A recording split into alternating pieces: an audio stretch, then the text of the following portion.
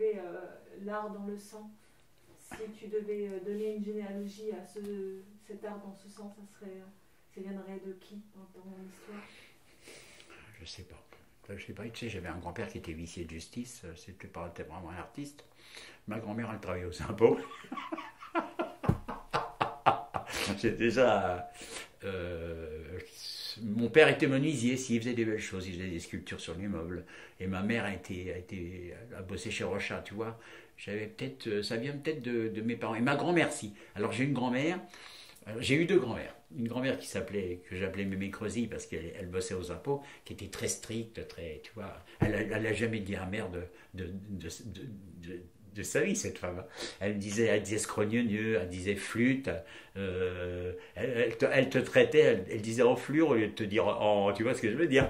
Et cette grand-mère-là, j'ai pris sur elle aussi de sa distinction et puis de son respect pour les autres et d'essayer de malgré tout toujours garder la tête haute, tu vois. Dans toutes les circonstances, il faut rester quand même pas fier, mais faut pas faire voir, faut pas montrer. Ça m'intéresse. Pour moi, moi j'aime bien m'intéresser aux autres, mais j'aime pas que les autres s'intéressent trop à moi quand j'ai des problèmes. Je règle moi-même, j'ai pas besoin des autres. Enfin, j'ai besoin si, mais d'une autre manière, pour les bonnes choses, pas pour les mauvaises. Et j'ai mon autre grand-mère qui s'appelait Germaine Rajot, qui était cartonnière. Je vous avais pas connu ça. Je l'appelle Mémé la grosse parce elle était très costaud. Et je me foutais d'elle sans arrêt parce que je l'aimais, ma grand-mère. Elle m'a appris beaucoup de choses. Elle m'a appris la cuisine. Elle était cartonnière. Elle avait un glacis avec de la colle dessus.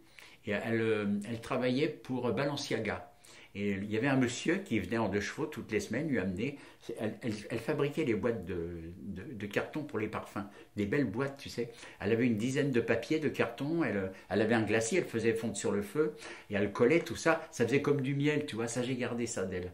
Et elle fabriquait les boîtes, des belles boîtes. D'abord sur Facebook, j'ai souvent partagé. J'ai retrouvé la photo des boîtes qu'elle faisait, ma grand-mère. C'était super. C'était le 5 de Balenciaga, je crois. Parce qu'à cette époque-là, Balenciaga avait des chiffres aussi comme Chanel.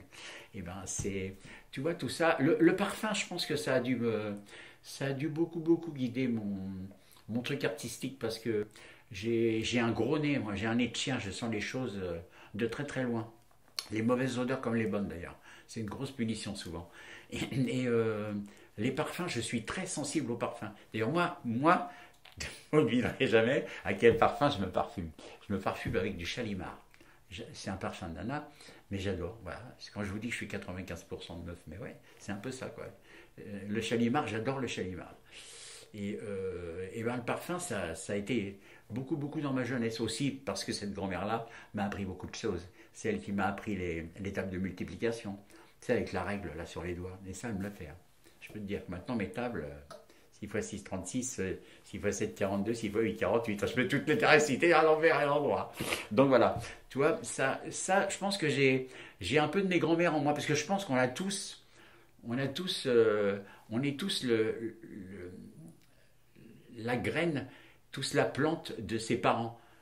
Ils sont tous en toi, si tu veux. Même quand ils partent, il y a quelque chose en toi. J'ai la gueule de mon père, j'ai la tronche à mon père. J'ai le caractère de ma grand-mère, j'ai la santé de ma mère. Tu vois, ils m'ont tous filé quelque chose. Voilà.